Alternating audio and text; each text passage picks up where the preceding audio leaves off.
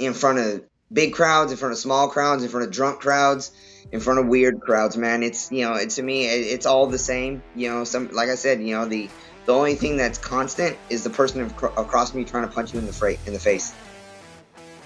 The AllStar app, the #1 app in the business. UFC, Bellator, One Championship, PFL, and more. Get the app right now. Link in description. It's good to see you, man. The first thing I want to do is get an update on the 1970 Cutlass, man. What's any new Bro, revelations? bro. So check this out.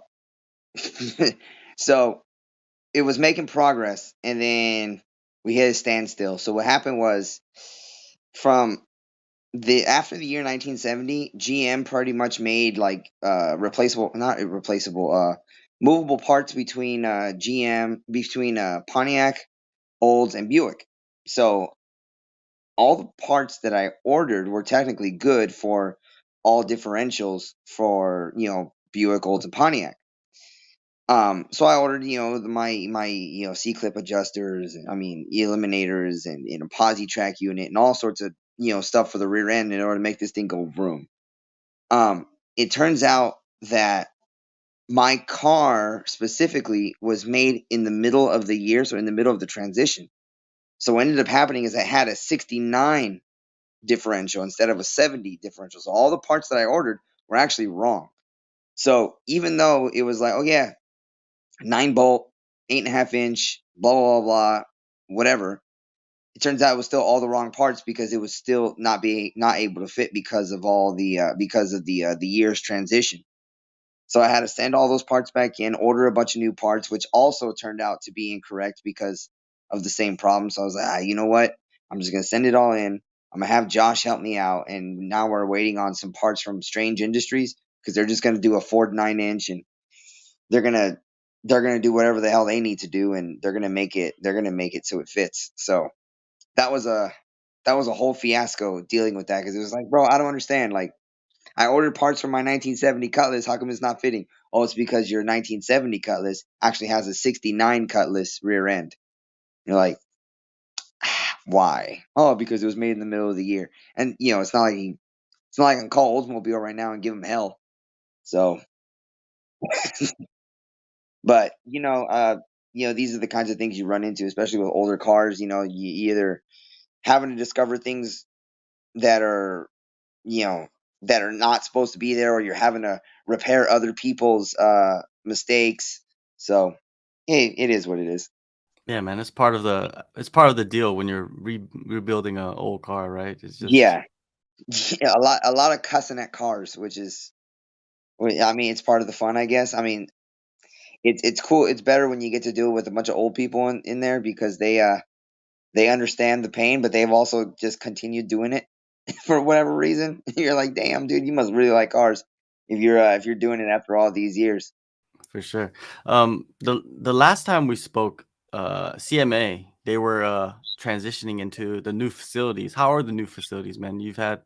I think last camp wasn't there. This camp fully, you've been at that. Yeah, yeah. So the last time, yeah, CMMA was in the middle of a gym transition, and it wasn't too far. I mean, it was literally in the same industrial complex, but it was still a bunch of like moving this and moving that, and having to find different training areas in order to make sure you get yours. But now, I mean, the gym is completely up and running. It's a huge facility.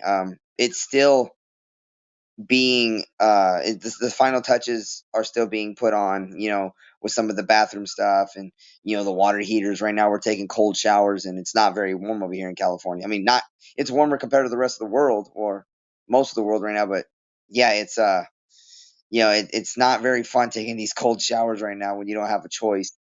But the mats are nice. We have plenty of sparring space for the mats, and you can there can be a striking class. There can be three classes going on at once because we honestly have that much space right now. A striking class, a grappling class, and a strength and conditioning class. I mean, it's a big gym now. Yeah, that's nice to hear, man. I saw it was snowing in like San Bernardino and even Vegas as well. Like, Yeah, that's crazy. yeah. I mean, we just got hit with with a bunch of rain. It's snowing in certain parts of California. I know one of my training partners, AJ Bryant, he was just telling us that there's snow in Highland right now, and I'm just like, well, damn, it's getting crazy, for California standard. For California standard, we're very spoiled over here. I realize that. Yeah, it's For probably sure. one of the best places to live, especially for weather. Mm. I spoke to a few weeks ago. I spoke to Eric Gonzalez, and he was recently doing his training camp at CMMA. And Mhm. any new faces, that are working with you in the last, like, let's say, in the new year? Yeah, we have plenty of new faces. A lot of the guys are people that have been trying to come into the gym for a while, but we haven't allowed them to come in, not because they're not good or they're bad people or anything, but we're just like, okay, well, you can't have too many people of the same weight class just coming and going because obviously, you train with these people, and then they go off to their camp and they have their friends, and then they want to help them or anything. And we're not one of those gyms where we just allow anyone just to come in and just kind of have a day or two just because they want to get hard sparring. We're not that gym. We want to make sure that you come in, you're down for the cause, and we don't mind if you cross train other places. But if we are your main gym and we are the people that you go to, and you're down with the cause, and we're trying to build more of a team. There's a lot of big gyms out there, and a lot of those places, I won't name them, but I'm pretty sure we all know. It's like, oh yeah, you have the Russians over here, you have the Brazilians over there, you have the Americans over here, and it's kind of like, yeah, you represent the same flag, but at the same time, you have little cliques inside the gym, and we don't want to do that. We want to be the team that everybody's involved with everybody, and we're not just allowing just anybody just to come in just to get work. If you are a friend of the gym or a friend of one of the fighters, and if I mean, they name me team captain, but I still go up to Chad and I say, hey, this guy wants to come in, but I'm not really sure, if I'm being honest, because I've trained with him before and he seems kind of like a flake. Or no, he's down, he wants to come and he wants to make this their gym. So we have a lot of guys. Just recently, the most recent was Javi Garcia, and he's actually fighting tonight. He's fighting Albert Morales, which is one of my old opponents, and they're fighting for the UNF title tonight. Javi Garcia has fought.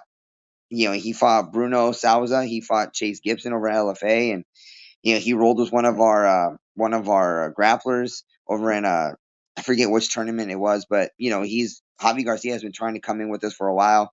But we told him the same thing. Like we're like, yo, like you're good enough, obviously, to come train with us, but it's hard to make that deal if you're still going to be at this other team because we still have guys that can possibly. Yeah, so like I said, he's fought a few of our guys already. He wanted to come train with us because obviously he feels like we can pour into him, but we were telling him no for a while because if you're still with that other team, then you can't. It wouldn't be right just to come over and train with us.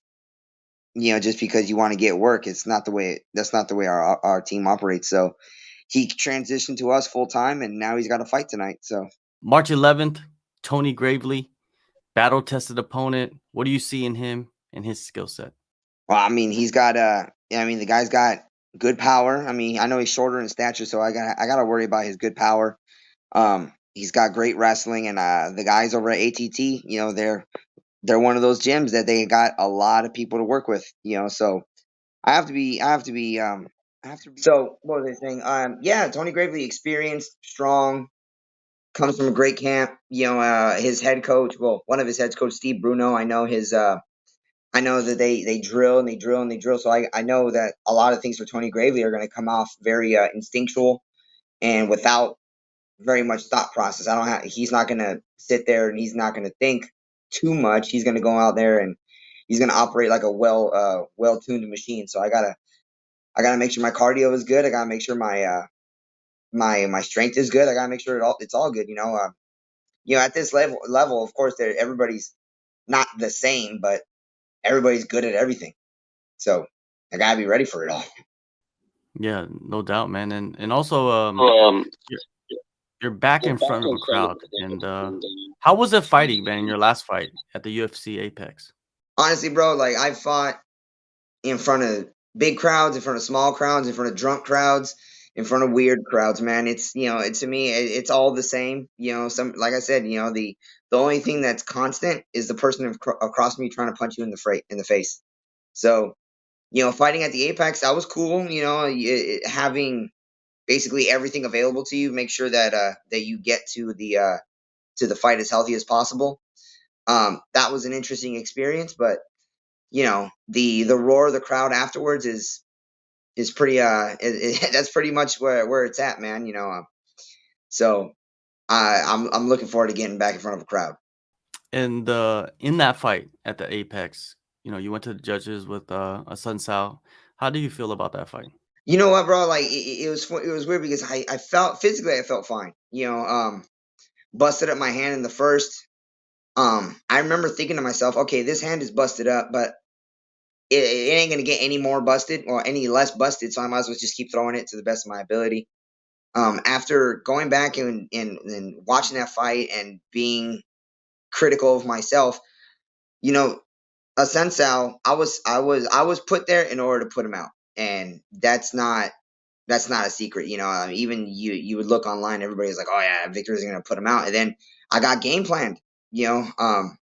And you got to worry about those kinds of things, especially with those veterans who have been fighting a while, and he has an ability to do that. I mean, he did it to Aljamain Sterling, he did it to um he did it to the ex champion, was it Dillashaw? He also did it to Pedro Munoz, and it sucks. No, I of course nobody likes losing. Nobody likes losing to some at all, and then nobody likes losing to somebody, especially if you feel like they're giving it to you on a silver platter. Um, it was one of those real, refocusing moments. Like you gotta like, hey, you still this is still fighting, and you can still lose just because you're being given somebody who is expected to get knocked out. That ain't the case, And in fact, I left that night with stitches in my eye and a busted thumb. So, you know, having to go back and reevaluate and get back to the gym was it. It's the reality of this sport, but you get other opportunities, and you got to shoot the past in the past, and you got to look forward to the future, and then look at all the careers that those. I was gonna say, look at all the careers that those guys had. So it's almost like losing to a Suns was a good luck charm, if that makes any sense. Yeah, well, you gotta look at it positively, right? And get some takeaways from it. And that's what fighting's about, man, because nobody just wins and wins and wins and just is on top every Yeah, I single mean time. it's tough to do. Yeah, it's very that destiny seems to love a little bit more, and you get those guys like me where it's like, nah, not you, but you got to fight for yours. Mhm. So it is what it is, man. How long did it take you to get, back to 100%, with the bumps and bruises that you had? You know what? So I was trying to get medical help for my thumb. All these companies just would not take third party insurance. They would not take the UFC's money. And Really? I don't know what the heck was going on. I needed surgery for my hand. I went to a doctor and they said, listen, we can go in there, we can fix this right now and you'll be good in about 6 weeks. Or you could just let it heal and it'll take about a couple months. And I was like, well, I want to get back to training. I want to do whatever is best for me to get back to punching people. Do. And they were like, all right, well, then you need surgery. So I went to one medical center and then they were like, well, we'll do, they did. But then when it came to the surgery, the insurance company wouldn't accept the UFC's money. I was like, I don't get it. The money is green. Why wouldn't you just accept what the UFC is trying to pay you? Um, then I went to another place and, they were like, oh, same thing. We don't accept third party insurance. Like this is, and I do understand that a lot of times people just will not try to do their job to the best of their ability. They'll just say, no, we don't do this. It them and their family. It doesn't affect their career. Crappy way of thinking, especially when it's like, oh, when you're dealing with somebody's livelihood or they just have no compassion in their job. And it's like, okay, I get it. You suck, but at the same time, I get it. Mhm.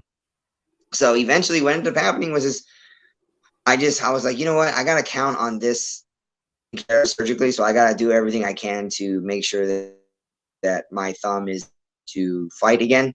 So I just, YouTube and rehab exercises and trying to figure that out. And now I'm punching and kicking and choking people out with my hand again, and it's not giving me any problems. So Mm.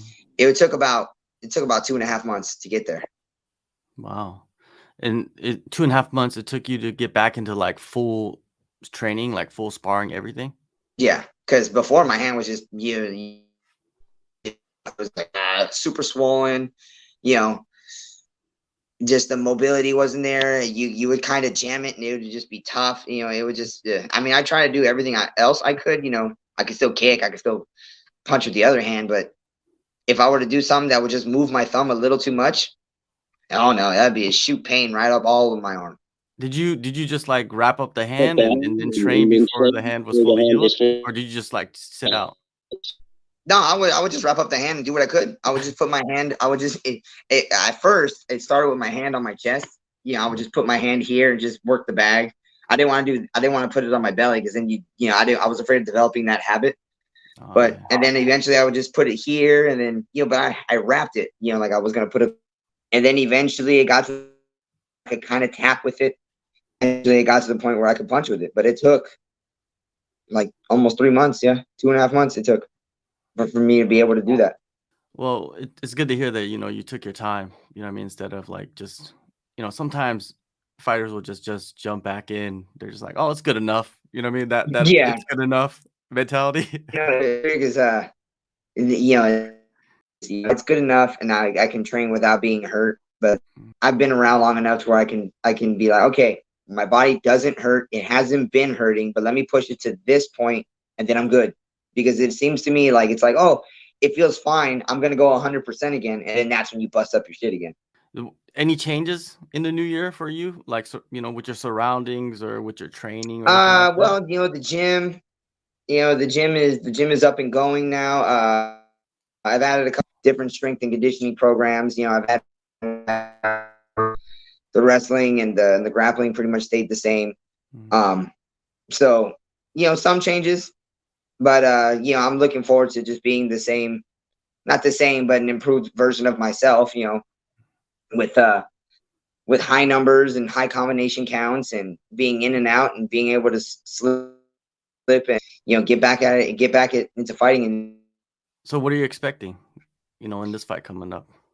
well, I'm not expecting a long fight. I don't want to. I'm in there for a good time, not a long time. But um, I'm expecting that he's going to come out and try to either he's going to be. I think it's going to be on the extremes. It's either going to be him being really aggressive and just trying to take me down and hold me down, or it's going to be him trying to lull me into a striking match before he takes me down, holds me down for a second just to secure a round, and then get up and beat my ass. That's what I'm expecting out of him.